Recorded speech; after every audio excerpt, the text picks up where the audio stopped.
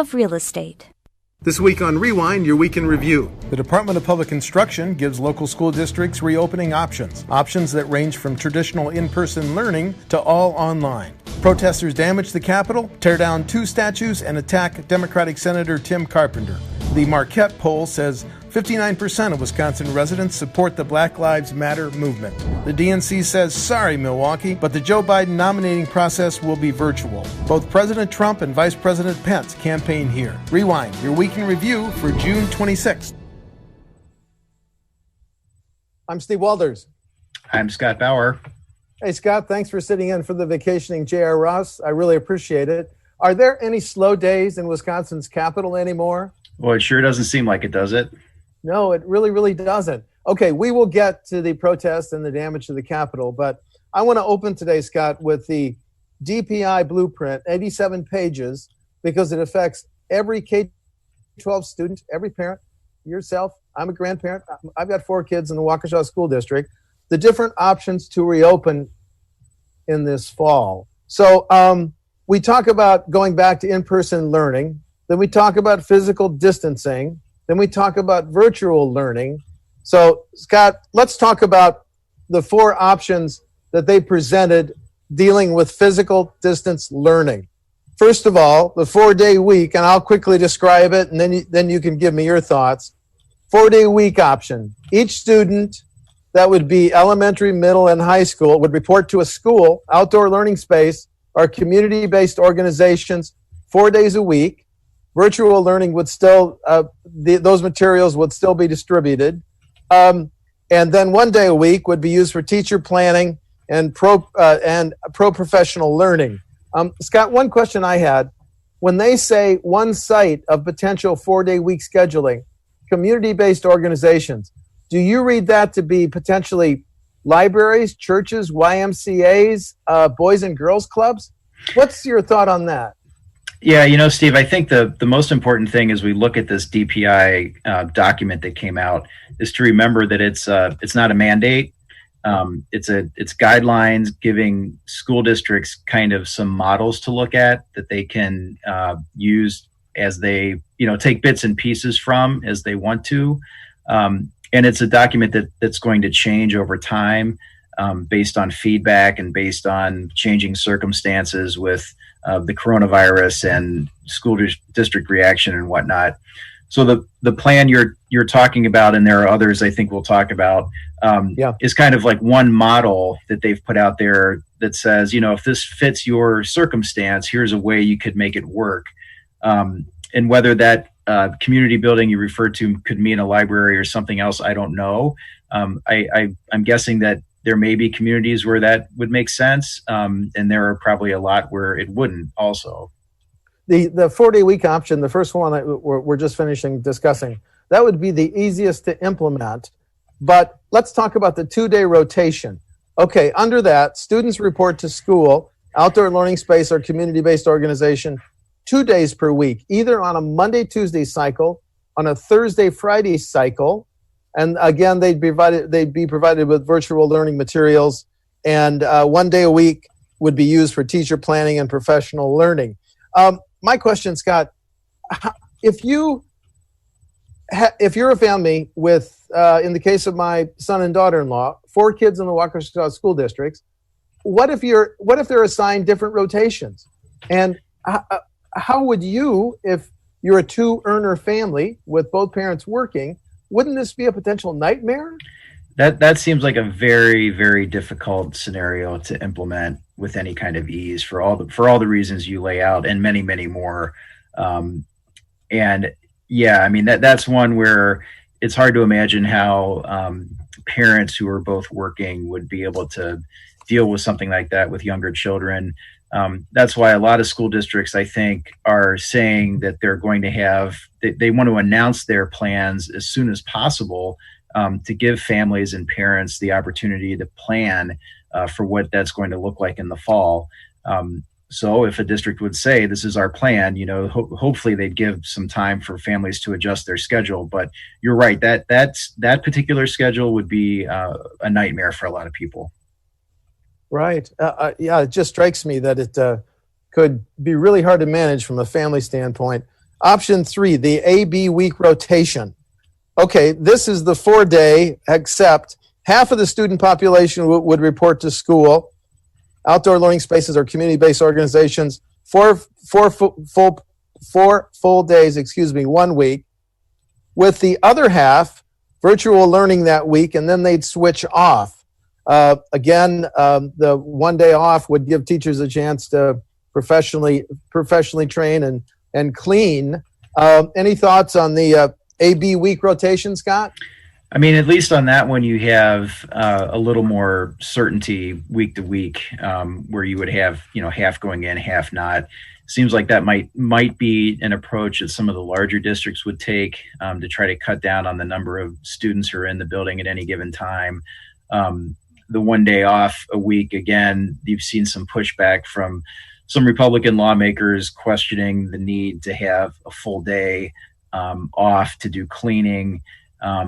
So again, I think, we're seeing a push and pull between those who really want schools to reopen in a way that's as close to normal as possible, coupled with or put up against the tension of how to do that safely in this new public health environment that we're in. Okay. And the fourth one I just find so intriguing. Elementary face-to-face and secondary virtual learning. Elementary students would start back to school first before the other levels.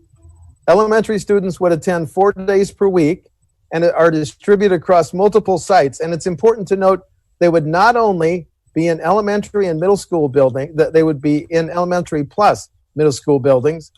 All secondary students continue to engage in virtual learning throughout the whole year. Now, a good friend of mine just retired as a very experienced teacher in Waukesha and Dane counties. She is certified as a virtual learner, and she says of this plan, not sustainable. And she adds, teachers pride themselves on building a classroom environment for learning, and if forced to use new space, it would be cold and possibly physically inappropriate. So, is this the most radical of the 4 ideas, Scott? Well, I know my high schooler would not like that plan. And I think a lot of high school students are anticipating going back to class in some form or fashion in the fall. So I saw that one. I questioned how that would work, because there's also the issues of that we saw this spring, that a lot of students, no matter their age, rely on the school for far more than just book learning. They rely on it for food. They rely on it for, social services, a lot of other things that they can't get at home.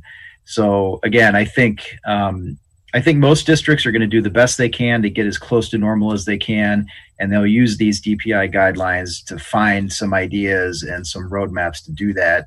But I think we're going to see as many different districts and schools as there are. We'll probably see that many different approaches come September. Well, just some other points in the report prior to hearing from Governor Evers. Scott, the report said that there are, as we know, there are inequities in our current system. Rural school districts don't have the broadband access.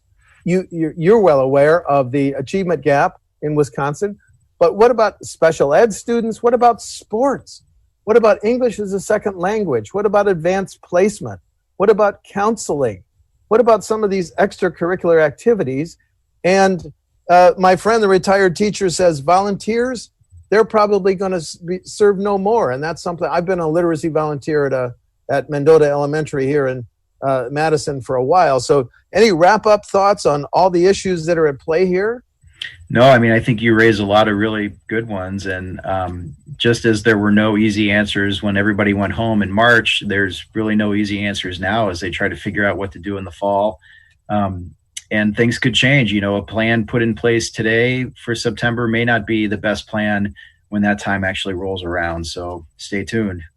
Yeah, stay tuned. Okay, now let's listen to Governor Evers, who twice in his last press conference said, look, these are DPI recommendations. Well, the governor says it best. Could we just hear from the governor, please? The Department of Public Instruction does not make these decisions. They have laid out, frankly, a great number of options for people, and those are options. And if school districts want to do something that is not one of those options, that's where the rubber hits the road, and that's where decisions will be made. There's no way that the Department of Public Instruction is telling people they have to have 10 kids in a room. That's just not accurate. What is accurate is they laid out multiple options for people and decision makers at the local level to help guide their decision making, and that's what we anticipate is going to happen. Well, Scott, now let's talk about the incidents around the Capitol Tuesday night into Wednesday morning. Okay, there was a protester arrested, and that triggered a protest. And as the evening wore on, the protesters, they were masked. They were meeting. Senator Tim Carpenter was taking a video. They approached him. You and I have seen that. They approach him. That he is assaulted. It's very interesting because the Madison mayor noted that Carpenter is, number one, a liberal who fought the Act 10 changes in 2011 that we both covered. So I don't think they knew who they were attacking. Do you? No, they clearly didn't. And if you see the images from that night, he's dressed in, just normal street clothes. There's nothing to indicate that he was anything other than a guy taking pictures, which they didn't want anyone doing at that point. Right. They toppled the statue of Forward at the head of State Street. They toppled the statue of Colonel Hans Christian Hegg, who led a Norwegian troops in the Civil War and was a staunch anti-abolitionist, did not believe in slavery. That's very ironic. You and I have seen the damage. The governor toured, the Capitol windows broken, doors damaged. A Molotov cocktail started a small fire in the city-county building. The violence was denounced in statements by Governor Evers, Republican senators, Madison mayor, Dane County executive. We'll be hearing from a couple of Republican legislators in a few moments. But one protester said this of the Forward statue: "We're not moving forward, we're moving backward." Protester Ebony Anderson Carter. Before we hear from Speaker Voss and Assembly Leader Majority Leader Steineke, Scott, the Capitol is it's a beautiful building. You and I have spent much of our lives there. So I'm just curious, in your personal reaction to the damage to a place where we've spent, as I said, thousands of hours working. Sure. I mean, it's a complicated issue, and there are obviously strong feelings all around on what's going on here. We spoke to protesters who said, these statues make it seem like Wisconsin is a progressive state when it comes to race relations, and it's a lie. And these people are representing something that's not true, and that's why they have to come down. We've also heard from a lot of people who say it sends a bad message, and it's a wrong message to take down statues that represent to a lot of people women's suffrage. And Hans Christian Hegg, who you mentioned, was fought for the Union and was an abolitionist. So it's an ongoing, really interesting turn of events here as we continue to have this discussion about race relations in the state, country, and world, and also this growing debate over who ought to be memorialized in statues, and it's going beyond the Capitol. Yesterday, a Black student leader at the University of Wisconsin argued that the Abe Lincoln statue on Bascom Hill ought to come down.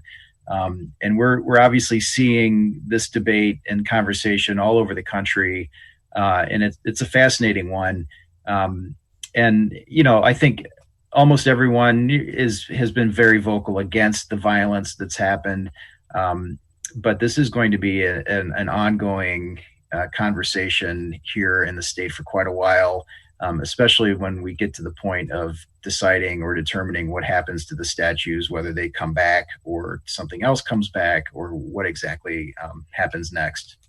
Okay, now let's hear from Assembly Majority Leader Steineke and Speaker Voss, their press conference the morning after the statues were torn down. Please. no police presence when the Capitol was being vandalized, no police presence when statues were being taken down, no police presence when a sitting Democratic state senator was being assaulted. This is a failure of leadership at all levels in the city of Madison, and it has to end. The governor has to articulate what he is going to do to ensure the safety of state property, the safety of the citizens, the safety of the people that work here, and more importantly, the safety of the citizens that travel around the state to come down here and have their voices heard in a peaceful way. He's failing us on all levels right now, and that has to end. It should have never gotten to this point. When we look at the city of Madison, where just a week ago the mayor had to apologize for making a video praising the police and the hard job that they do, we see that Governor Evers has basically stood silent until today when he did his walk around to be able to see what was going on in downtown Madison. State Street occurred weeks ago, and very little happened afterward. People have not been prosecuted, people have not been held accountable, and that has to change. If a police officer commits an injustice, they need to be held accountable and put in jail for the crime that they committed. It also means that if a protester tears down the statue or attacks a state senator or goes and blocks traffic and attacks people in their vehicles, they will be held accountable too. But we have not seen that happen in the city of Madison. This should be something that we can hopefully get bipartisan consensus on, that crime is wrong and that people who commit it should be prosecuted. Scott, I want to stay on this for a little bit because by the end of Wednesday, the governor had activated in a limited way the Guard to potentially come back and protect state property, e.g. the Capitol and the buildings around the Capitol, because we should also note the Tommy Thompson Center's front door was broken. But I'm also curious, Scott, your reaction to President Trump yesterday saying in the town hall with Hannity that the violence, the tearing down of statues would not have happened if Scott Walker was still governor. Your thoughts? I don't even really know what to make of that statement. I'm not quite sure what he means. If he means that Scott Walker would have had more security there, or there wouldn't have been the anger, or, I don't know. I do know that there's been a lot of talk about the Act 10 protests, how many people there were at the Capitol, how those, we didn't see the violence that we're seeing now recently with these protests. And the National Guard was never called out during Act 10, that the security was all done with State Patrol and Sheriff's Department, Capitol Police. So, different times, different situation. The Guard was called out. They were not present. They weren't needed the other night. So we'll see going forward if we kind of hit the culmination of the violence the other night, or if we're in store for more. I keep waiting on DOA to give us a damage estimate for the Capitol. Have you heard any, my friend? I have not. Okay. All right. The Marquette University Law School poll was released. I want to focus in on just 5 of these questions. The first one, they asked 805 registered voters, do you support President Trump's handling of protests after the death of George Floyd? 30% supported, 58% did not support. Mr. Franklin said the president's standing on this issue is weaker than his handling of the economy and the COVID-19 virus. Significant, Scott, do you think? I mean, it's just another piece of bad news for the president that he's had in the past couple of months. You mentioned coronavirus. The poll shows unhappiness with the response there. Handling of the feelings after the George Floyd death, that's a very, again, sensitive, tough subject. Obviously, the poll shows people aren't feeling that President Trump has navigated that well. Another negative for him that I think will play into another number you're going to have here maybe next or shortly on his standing against Joe Biden currently in Wisconsin. Right. Okay. I also want to note that another question, they asked the 805 registered voters if they support Black Lives Matter. I think that came back at 59 or 60%. But 2 other questions I found unique and I wanted to include in this show. It's interesting to me when you break out by race, these 2 questions. Do you feel safe around police? White respondents, 90% safe, 8% anxious. African Americans, 43% safe, 44%, 44% anxious. Yes, I'll get that right. Hispanics, 72% safe, 28% anxious.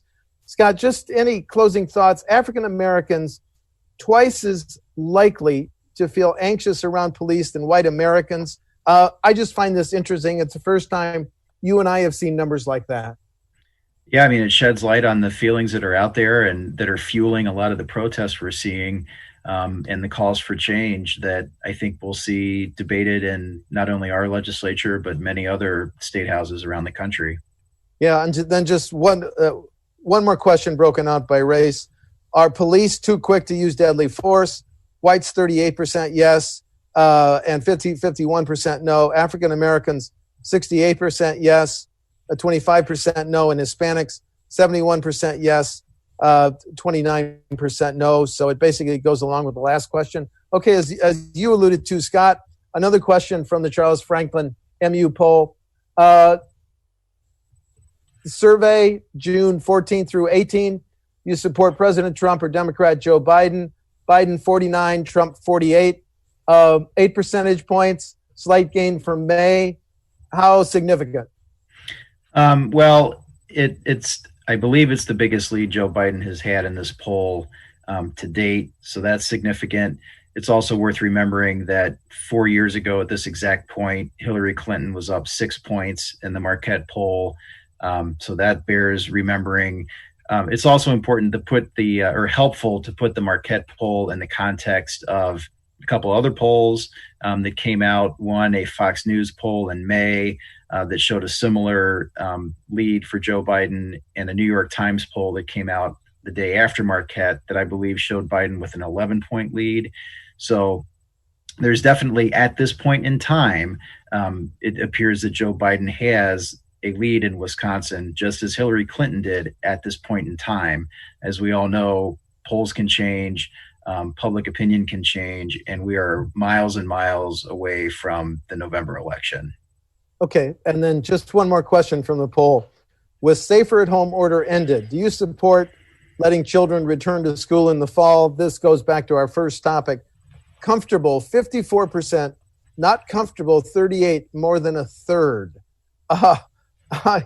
I'm just pretty intrigued that more than a third of respondents are not comfortable sending their kids back to classrooms. What are your thoughts? You and your wife obviously talk about it all the time. Well, and that poll was taken before there was a lot of press in the past few days about the virus, rearing its head yet again, dramatically in some states and less dramatically here, but still on the uptick.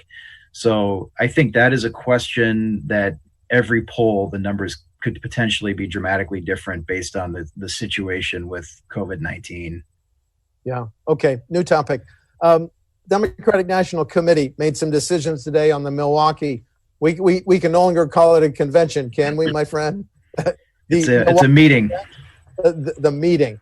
Okay. They shrunk the Milwaukee meeting or the event. DNC members told their delegates, cast your Joe Biden votes from your home, but there will be many Milwaukee DNC officials in Milwaukee. It'll be kind of the base for this launch, August 17 through 21. They moved it from the Fiserv Forum to the Wisconsin Center. As I said, Biden will give his acceptance speech from Milwaukee. Party officials will still visit. The mayor was disappointed. No one could have predicted what we've experienced as a nation, as a world, as a city over the last 4 months. Obviously, this is not something that I'm excited about. Not really surprising, Scott. You and I have seen this coming for weeks. Yeah, I think everyone did. And it's similar to what everyone has experienced on different levels. Your heart maybe is holding out that things are going to be the way you hope they would be, but then your brain is telling you they're probably not.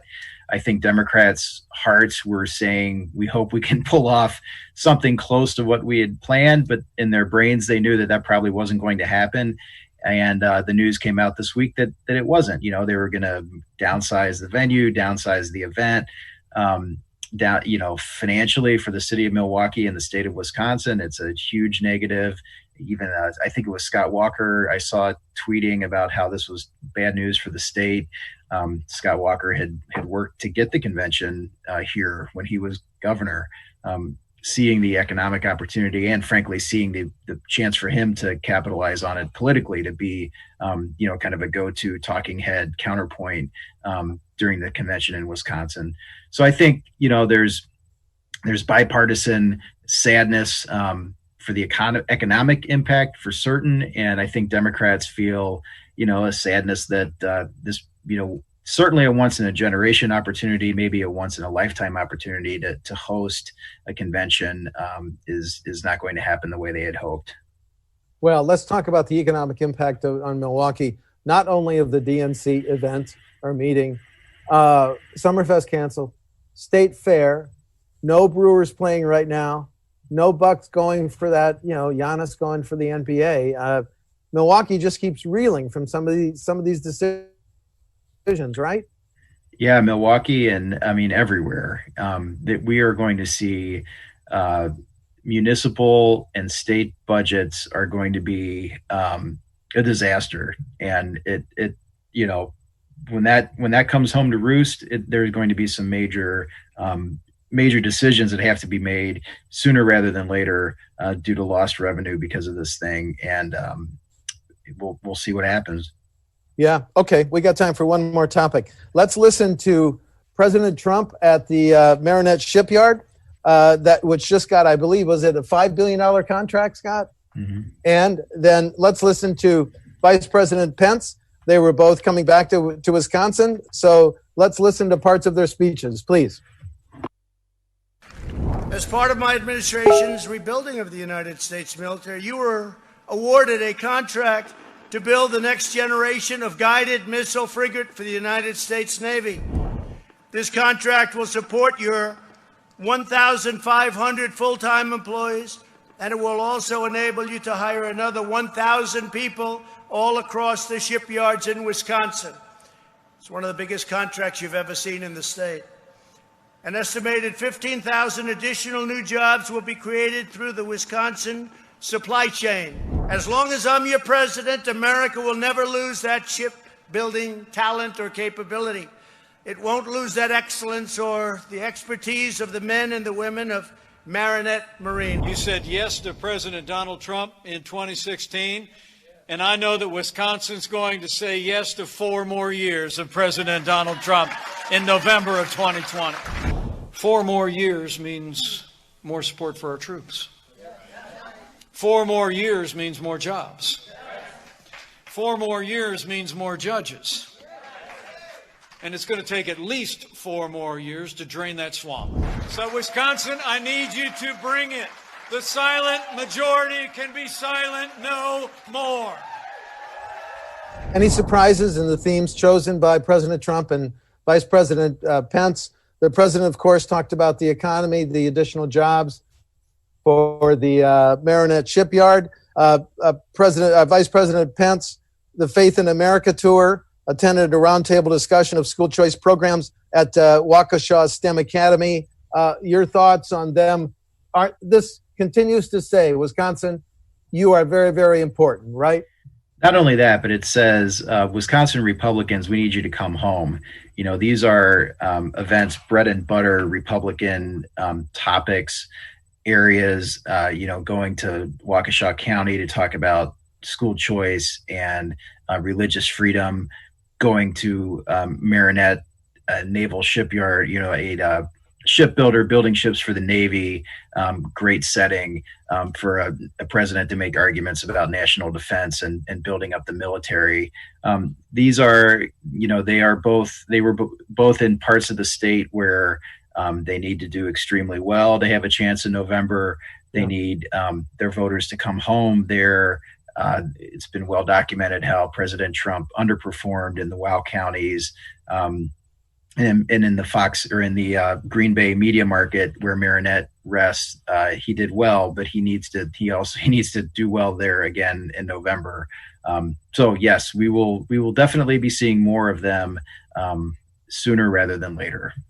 Okay, great. A couple of programming notes. First of all, because of the July 4th holiday, Rewind will be on hiatus. We'll be back on July 10. Secondly, WisconsinEye will be starting its candidate interviews next week. We're going to try to have short interviews with 30 candidates for the legislature. Scott, thanks very much for filling in for JR. I'm Steve Walders.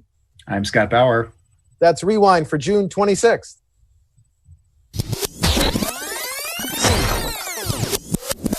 Rewind, your week in review, is sponsored by the Wisconsin Realtors Association, bringing Wisconsin communities to life with great homes, businesses, and neighborhoods. The Wisconsin Realtors Association, the voice of real estate.